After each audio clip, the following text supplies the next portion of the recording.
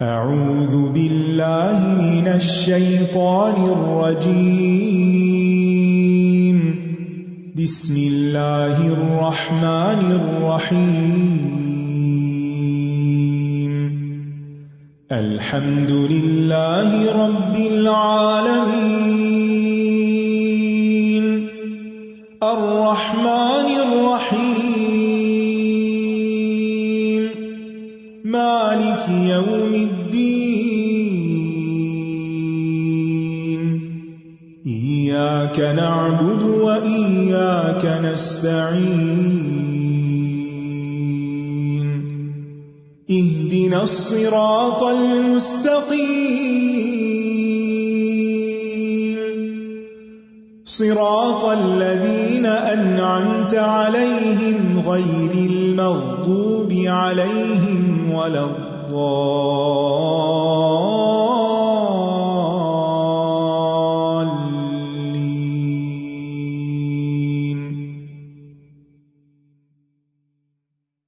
السلام علیکم ورحمۃ اللہ وبرکاتہ۔ نحمده ونصلی علی رسولہ الکریم، اما بعد فاعوذ باللہ من الشیطان الرجیم، بسم اللہ الرحمن الرحیم، رب اشرح لی صدری ویسر لی امری واحلل عقدۃ من لسانی یفقہوا قولی۔ سورۃ النساء مدنی سورت ہے، اس کی آیات کی تعداد 176 ہے اور یہ مصحف میں ترتیب کے اعتبار سے چوتھے نمبر پر ہے۔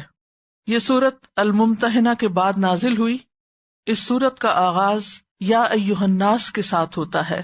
جیسا کہ ہم جانتے ہیں کہ سورت النساء کے علاوہ ایک اور سورت میں بھی اللہ سبحانہ تعالیٰ آغاز یا ایھا الناس کے ساتھ ہی کرتے ہیں، اور وہ ہے سورت الحج۔ سورت النساء قرآن کے پہلے حصے میں ہے، یا ایھا الناس کہہ کے خطاب کیا گیا، اور الحج قرآن کے دوسرے حصے میں ہے۔ یہ سورت الممتحنہ کے بعد نازل ہوئی، اور اس کی وجہ تسمیہ یعنی اس کو سورت النساء کیوں کہا جاتا ہے، کیونکہ اس میں آنے والے اکثر احکام عورتوں سے متعلق ہیں، جو اتنے زیادہ بیان کیے گئے ہیں، یعنی خواتین سے متعلق احکام، کہ کسی دوسری سورت میں اتنے احکام نہیں پائے جاتے۔ اسی لیے اس کو سورت النساء الکبریٰ کہا جاتا ہے، اگرچہ دیگر صورتوں میں جیسے سورت الطلاق ہے اور سورت الممتحنہ وغیرہ ہیں، ان میں بھی خواتین سے متعلق احکامات پائے جاتے ہیں۔ اور سورت الطلاق کو اس کے مقابلے میں سورت النساء الصغریٰ کہا جاتا ہے، یہ چھوٹی سورت النساء۔ اس سورت کے فضائل اور خصائص میں سے ہے، نبی صلی اللہ علیہ وسلم نے حضرت عبداللہ بن مسعود سے کہا تھا کہ میں تم سے یہ سورت سننا چاہتا ہوں۔ سنن نبی داؤد کی روایت میں آتا ہے، وہ کہتے ہیں کہ رسول اللہ صلی اللہ علیہ وسلم نے مجھ سے فرمایا، مجھ پر سورت نساء کی قرات کرو، یعنی مجھے پڑھ کے سناؤ۔ میں نے عرض کیا، کیا میں آپ پر پڑھوں، حالانکہ آپ پر تو قرآن نازل ہوا ہے؟ آپ نے فرمایا، ہاں، میں اپنے علاوہ کسی اور سے سننا چاہتا ہوں۔ چنانچہ میں نے قرات کی حتیٰ کہ جب میں اس آیت پہ پہنچا، فَكَيْفَ إِذَا جِئْنَا مِن كُلِّ أُمَّةٍ بِشَهِيدٍ، آیت 41 ہے، پھر کیا حال ہوگا جب ہم ہر امت سے ایک گواہ لائیں گے؟ تو میں نے اپنا سر اٹھا کر دیکھا تو آپ کی آنکھیں آنسوؤں سے بہہ رہی تھی۔ یہ سورت طوال صورتوں میں سے ہے، یعنی لمبی صورتوں میں سے ہے۔ مسند احمد کی روایت میں آتا ہے، نبی صلی اللہ علیہ وسلم نے فرمایا، مجھے تورات کی جگہ 7 ابتدائی طویل صورتیں دی گئیں، زبور کی بجائے 100 آیات والی صورتیں دی گئیں، انجیل کے بدلے مثانی دی گئیں، اور مجھے مفصل صورتوں کے ساتھ فضیلت دی گئی۔ تو 7 طوال جو ہیں یہ البقرہ سے التوبہ تک ہیں، المعین جو ہیں یہ سورت یونس سے الحجرات تک اور بعض قاف تک کہتے ہیں، اور پھر مفصلات ہیں جو سورت الحجرات سے الناس تک ہیں، یا سورت قاف سے الناس تک، قرآن کے آخر تک۔ طوال صورتوں کو سیکھنے والا عالم کہلاتا ہے۔ اگر آپ اس صورت کو اچھی طرح سمجھ کر سیکھ کر پڑھیں گے تو یہ آپ کے لیے ایک فضیلت کی بات ہے۔ اس لیے پوری توجہ کے ساتھ، پوری محنت کے ساتھ ہر آیت کو سمجھنا ہے، اور ہر آیت کے ہر حصے کو بھی سمجھنا ہے۔ حضرت عائشہ سے مروی ہے کہ نبی صلی اللہ علیہ وسلم نے فرمایا، جو شخص قرآن کی ابتدائی 7 صورتیں حاصل کر لے وہ بہت بڑا عالم ہے۔ اللہ سبحانہ تعالی ہمیں اہل علم میں سے کر دے۔ تو آئیے ہم آغاز کرتے ہیں پہلی آیت سے.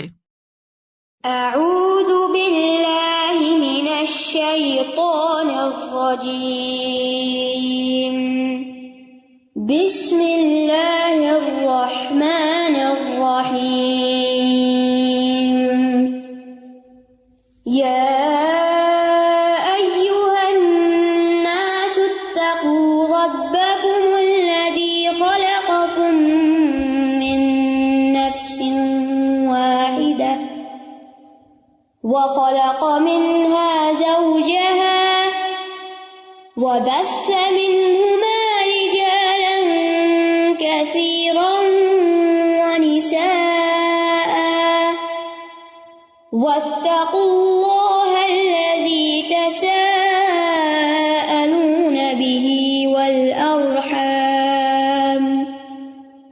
إن الله كان عليكم رقيبا. اے لوگو، ڈرو اپنے رب سے جس نے تمہیں ایک جان سے پیدا کیا اور اسی سے اس کا جوڑا بنایا، اور ان دونوں سے بہت سے مرد اور عورتیں دنیا میں پھیلا دیے، اور اللہ سے ڈرو جس کے واسطے سے تم ایک دوسرے سے سوال کرتے ہو، اور رشتوں کو کاٹنے سے بھی بچو، بے شک اللہ تم پر پوری طرح نگران ہے. یا ایھا الناس، یا ایھا الناس کہہ کر تمام انسانوں کو خطاب ہے.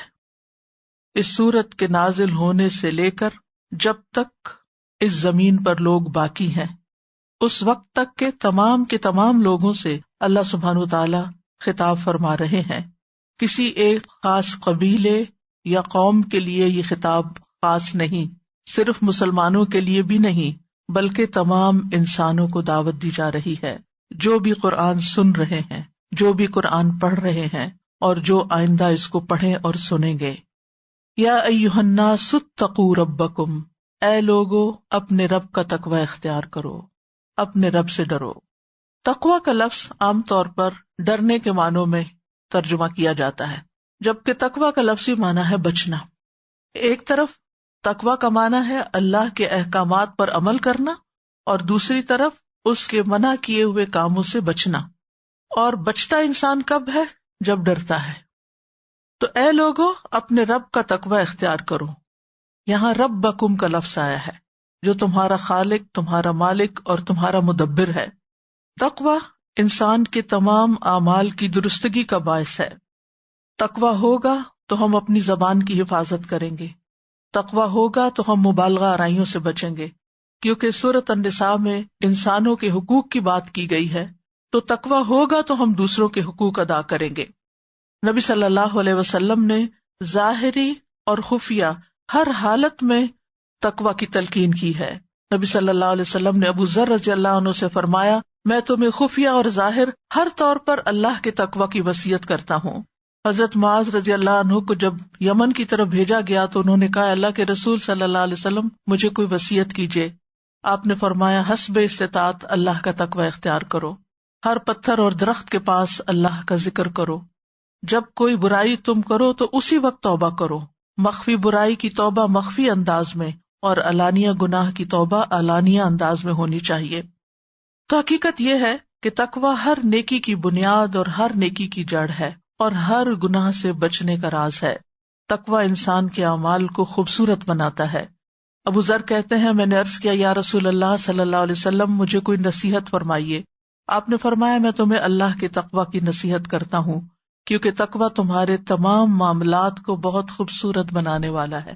یعنی جب دل میں اللہ کا ڈر ہوگا، اللہ کی محبت ہوگی، جب ہم ایک ہوش مند انسان کی طرح زندگی بسر کریں گے تو پھر ہم اللہ تعالیٰ کے احکامات پر بھی عمل کریں گے اور اس کی منع کی ہوئی چیزوں سے بھی بچیں گے. تو ہمارا ایمان بھی گڑ جائے گا ہمارے دلوں میں، اور پھر ہماری عبادات بھی خوبصورت ہو جائیں گی، اور ہمارے معاملات اور ہمارے اخلاق ہر چیز میں بہتری تبھی آئے گی جب اللہ کا تقوی ہوگا. تو تمام انسانوں کو کہا جا رہا ہے، یا ایھا الناس اتقوا ربکم، اپنے رب کا تقوی اختیار کرو.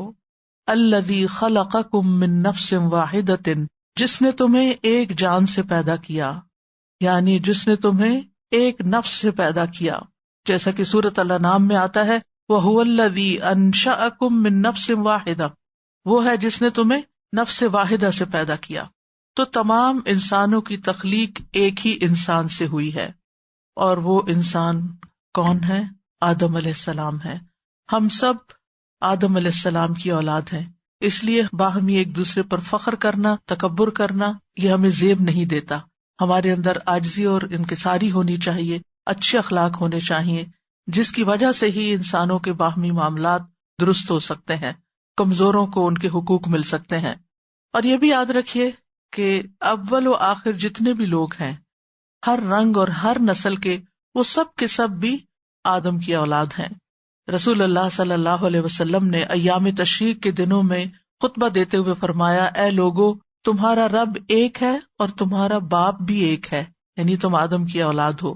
آگاہ ہو جاؤ، کسی عربی کو اجمی پر، کسی اجمی کو عربی پر، کسی سرخ رنگ والے کو کالے رنگ والے پر، اور کسی سیاہ رنگ والے کو سرخ رنگ والے پر کوئی فضیلت اور برتری حاصل نہیں مگر تقویٰ کے ساتھ. جیسا کہ سورۃ الحجرات میں بھی آتا ہے، ان اکرمکم عند اللہ اتقاکم وخلق منہا زوجہا، اور اسی نفس سے، اسی جان سے اس کا جوڑا پیدا کیا، یعنی آدم علیہ السلام سے ان کی بیوی حوا علیہ السلام کو وجود بخشا، جس کی وضاحت حدیث میں بھی آتی ہے. رسول اللہ صلی اللہ علیہ وسلم نے فرمایا، سنن ابن ماجہ میں آتا ہے، اللہ تعالیٰ نے جب آدم علیہ السلام کو پیدا کیا تو انہیں مٹی اور پانی سے پیدا کیا، اور حوا علیہ السلام کو ان کی چھوٹی پسلی سے پیدا کیا، سب سے اوپر والی پسلی سے. اور یہ اس لیے منہا، تاکہ عورت اور مرد کے درمیان اس طرح کی تفریق نہ ہو، باہمی عداوت نہ ہو، نفرت نہ ہو. کہنے کا مطلب کیا تھا کہ تم ایک دوسرے سے ہو، یعنی پھر آدم اور حوا سے وبث منہما رجالا کثیرا ونساء، اور ان دونوں سے پھر بہت سے مرد اور عورتیں آگے پھیلا دیے.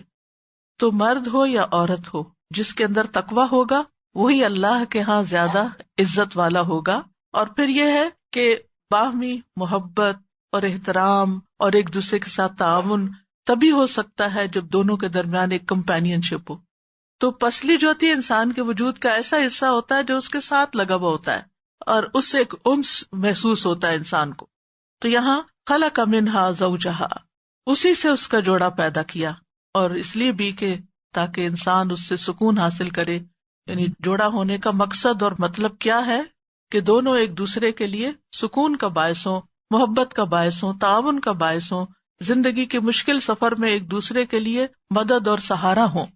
وَبَثَّ مِنْهُمَا رِجَالًا كَثِيرًا وَنِسَاءً، اور ان دونوں سے بہت سے مرد اور عورت دنیا میں پھیلا دیے. بث کا مطلب ہوتا ہے پھیلانا اور متفرق کر دینا، یعنی دونوں کی جو اولاد ہے وہ دنیا میں پھیل گئی مختلف اصناف اور صفات کے ساتھ. جیسے سورۃ الحجرات میں آتا ہے، یا ایھا الناس انا خلقناکم من ذکر وانثی وجعلناکم شعوبا وقبائل لتعارفوا، اے لوگو، بے شک ہم نے تمہیں ایک نر اور ایک مادہ سے پیدا کیا، اور ہم نے تمہیں قومیں اور قبیلے بنا دیا. واتقوا اللہ الذی تساءلون بہ والارحام، اور اللہ سے ڈرو جس کا نام لے کر تم ایک دوسرے سے اپنے حق مانگتے ہو اور رشتہ داریوں کے معاملے میں بھی. یہاں دوبارہ واتقوا اللہ کی بات آئی. اوپر واتقوا ربکم ہے، یہاں واتقوا اللہ ہے. وہاں ربوبیت ہے جس میں محبت ہے کہ تمہیں پیدا کیا، اس نے پالا پوسا، تمہیں سب کچھ دیا، تمہارا خیال رکھا. یعنی جو ہمارا محسن ہوتا ہے، جو ہم پر احسان کرتا ہے، جو ہمیں سب کچھ دیتا ہے، تو اس کی طرف ہم نیچرلی انکلائنڈ ہوتے ہیں. اور یہاں پر واتقوا اللہ، جب انسانوں کے حقوق کی بات آئی تو پھر اللہ سے ڈرو. الوہیت کی بات ہے، اور الوہیت کے اندر تخویف ہے. تخویف کا مطلب ہے خوف دلایا گیا ہے، ڈرنے کی بات ہے یہاں پر. الذی تساءلون بہ، کہ جس کے نام کے ساتھ آپ ایک دوسرے سے اپنے حقوق کا سوال کرتے ہیں. یعنی آدمی جب کسی کا دل نرم کرنے کے لیے، اپنا حق مانگنے کے لیے بات کرتا ہے تو کیا کہتا ہے؟ میں آپ سے اللہ کے نام پہ سوال کرتا ہوں کہ آپ یہ کام کریں یا یہ کام نہ کریں. اور ویسے بھی یہ کہ رسول اللہ صلی اللہ علیہ وسلم نے فرمایا، جو تم سے اللہ کے نام پہ پناہ طلب کرے اس کو پناہ دے دو، اور جو تم سے اللہ کے چہرے کے واسطے سے سوال کرے اس کا سوال رد نہ کرو، اس کو بھی دے دو. یعنی میں تمہیں اللہ کا واسطہ دے کے کہتی ہوں کہ ایسا کرو یا ایسا نہ کرو. تو پھر اگر کوئی آپ کو اللہ کا واسطہ دے دے، جو اللہ کا نام بیچ میں لے آئے، بس وہاں پر ہار جاؤ، بس کام کر دو اس کا. اگر وہ ناجائز کام نہیں. اور پھر والارحام، والارحام کو اگر زبر کے ساتھ پڑھا جائے جیسے کہ عموماً ہمارے مصاحف میں ہے تو اس کا مطلب ہے اور رحموں سے، رشتوں سے بھی ڈرو، یعنی ان کو کاٹنے سے ڈرو، رشتہ داریوں کو نبھاؤ. اور یہاں ارحام کی ویلیو بھی بتائی جا رہی ہے کہ اللہ سبحانہ وتعالیٰ نے اپنے بعد رشتوں کا ذکر کیا ہے کہ جیسے اللہ کا ڈر ہے تو ایسے ہی رشتوں کو نبھانے کے بارے میں بھی خوف خدا کرو. اور حمزہ کی قرات میں اس کو والارحامی بھی پڑھا گیا ہے، یعنی زیر کے ساتھ. والارحامی تو مطلب کیا ہوگا کہ تم رشتہ داروں کے معاملے میں رشتوں کا بھی واسطہ دے کے سوال کرتے ہو، یعنی جیسے اللہ کے نام کا واسطہ دیتے ہو ایسے ہی رشتوں کا بھی واسطہ دیتے ہو. مثلاً میں تمہاری ماں ہوں تو تمہیں اس رشتے کا خیال کرنا چاہیے، یہ تمہاری بہن ہے اس کا حق پہچانو، یہ تمہارا چچا ہے، یہ تمہارا ماموں ہے. تو جب ہم رشتوں کے نام لے لے کے دوسروں کو نصیحت کرتے ہیں یا ان کو حقوق کی یاد دہانی کراتے ہیں تو یہ بھی ایک طرح سے ان کو آنر دینے والی بات ہے. یعنی تم اس بات سے ڈرو کہ تم رشتہ داریوں کو توڑو اور ان کے حق ادا کرنے میں کوتاہی کرو. نبی صلی اللہ علیہ وسلم نے فرمایا اللہ کا تقوی اختیار کرو اور صلہ رحمی کرو.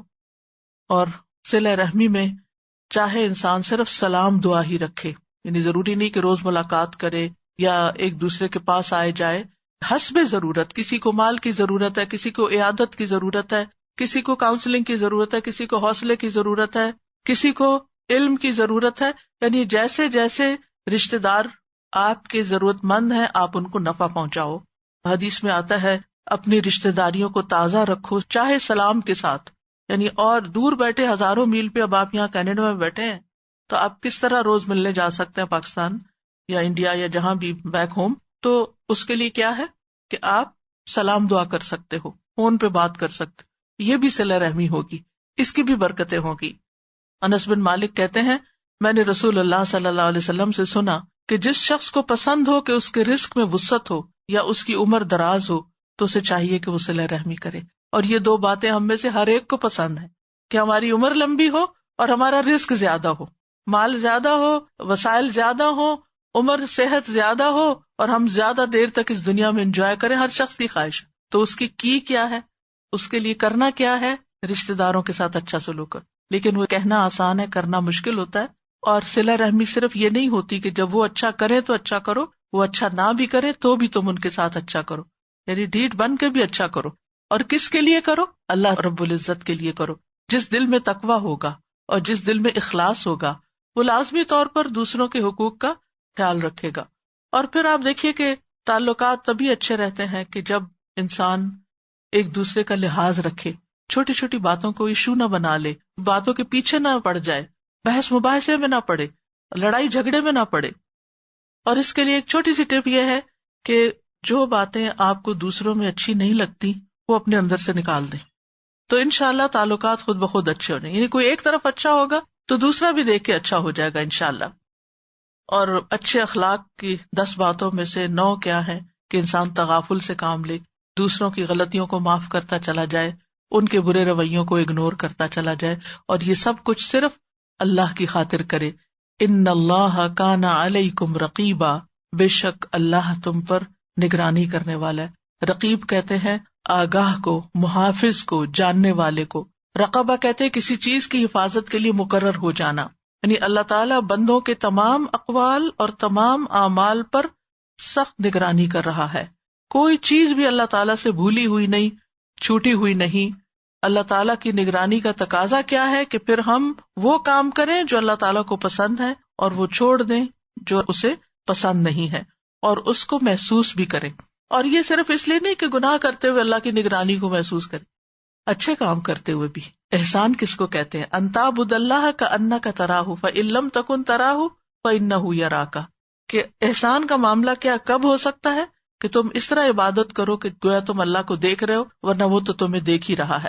اسی سے لفظ مراقبہ بنا ہے، یعنی انسان اپنا مراقبہ کرتا رہے یا اللہ تعالیٰ کی نگرانی یا مراقبے کا احساس رکھے اور کانشیس زندگی گزارے، غفلت کی زندگی نہ گزارے. سورت کی ابتدا میں یہ جو تمہید باندھی گئی ہے یہ اس لیے ہے تاکہ آئندہ جتنے بھی احکامات دیے جائیں گے، چاہے وہ عورتوں سے متعلق ہیں، چاہے وہ بچوں سے، یتیموں سے متعلق ہیں، چاہے وہ کسی اور سے متعلق ہیں، وہ اسی صورت میں ادا ہو سکتے ہیں جب انسان کو اللہ سبحانہ تعالیٰ کی نگرانی کا پکا یقین ہو کہ وہ ہمارے اوپر وَإِن كُلُّ نَفْسٍ لَمَّا عَلَيْهَا حافظ، کہ وہ ہم پر نگران ہے، وہ دیکھ رہا ہے. میں نے کہیں ڈنڈی ماری، کہیں کوئی زیادتی کی، کہیں کسی پہ الزام تراشی کی، کہیں کسی کو تانا دیا یا کسی کی غیبت کی، تو وہ دیکھ رہا ہے اور اس سے کچھ بھی چھپا ہوا نہیں. ان اللہ لا يخفى علیہ شیء فی الارض ولا فی السماء، زمین و آسمان میں سے کوئی چیز اس سے چھپی ہوئی نہیں ہے، لہٰذا مجھے شرافت کے ساتھ زندگی بسر کرنی ہے. اور اس آیت کی اسی اہمیت کے پیش نظر نبی صلی اللہ علیہ وسلم نے اس کو خطبے کا حصہ بنا لیا تھا، جس کو خطبہ حاجت کہتے ہیں. شادی بیاہ کے موقع پر یا اہم مواقع پر نبی صلی اللہ علیہ وسلم جب لوگوں کو خطاب کرتے تو 3 آیتیں پڑھا کرتے تھے. ان میں سے پہلی آیت یہی تھی، اور باقی 2 آیات میں بھی اللہ کے تقویٰ کا حکم ہے. وَآتُوا الْيَتَامَىٰ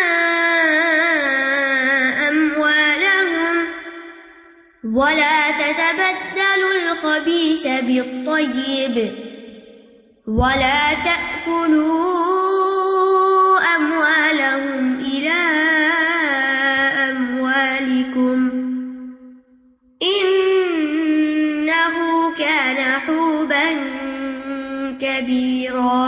اور یتیموں کے مال ان کے حوالے کر دو، اور تم ناپاک مال کو پاک سے تبدیل نہ کرو، اور ان کے مال اپنے مالوں کے ساتھ ملا کر نہ کھا جاؤ، یقیناً یہ بہت بڑا گناہ ہے.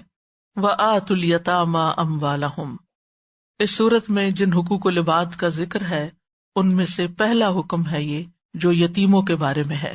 یتیم کا لفظ یتم سے ہے. یتم کا معنی ہوتا ہے اکیلے رہ جانا. یتیم وہ بچہ ہوتا ہے جس کا باپ فوت ہو چکا ہو جو اس کی کفالت کرتا تھا، اور نابالغ بچے کو یتیم کہتے ہیں جو وہ چھوٹے ہوں، کمزور ہوں، اپنی ضروریات کا خود خیال نہ رکھ سکتے ہوں. بلوغت کے بعد یتیمی نہیں ہوتی، یعنی عقل میں پختگی آنے تک یتیمی رہتی ہے، اس کے بعد حالت یتیمی ختم ہو جاتی ہے. علی بن ابی طالب سے روایت ہے کہ میں نے رسول اللہ صلی اللہ علیہ وسلم سے اس بات کو یاد رکھا کہ احتلام کے بعد یتیمی نہیں ہے، یعنی لڑکوں کو جب احتلام ہونے لگے، لڑکیوں کو جب حیض آنے لگے، اور عموماً یہ عمر جس کو فقہا کی اکثریت بلوغت کی عمر بتاتی ہے وہ 15 سال ہے، اور اس میں لڑکوں کی عموماً آواز بھی بھاری ہو جاتی ہے، داڑھی مونچھیں نکلنے لگتی ہیں، یا سمجھداری کا وقت آ جاتا ہے، تو یہ اس کے مال کو اس کے سپرد کرنے کا وقت ہے. لیکن اس کے لیے پھر آگے شرائط بھی بتائی گئی کہ صرف یہ نہیں دیکھا جائے گا کہ کوئی فزیکلی بالغ ہو گیا ہے، اس کی عقل کو بھی دیکھا جائے گا، جیسا کہ سورۃ النساء کی آیت نمبر 6 میں آتا ہے کہ یتیموں کو آزماتے رہو یہاں تک کہ جب وہ بلوغت کو پہنچ جائیں، پھر اگر تم ان سے کچھ سمجھداری معلوم کرو تو ان کے مال ان کے سپرد کر دو. اور یہاں خطاب کس سے ہے؟ وَآتُوا، کون دے؟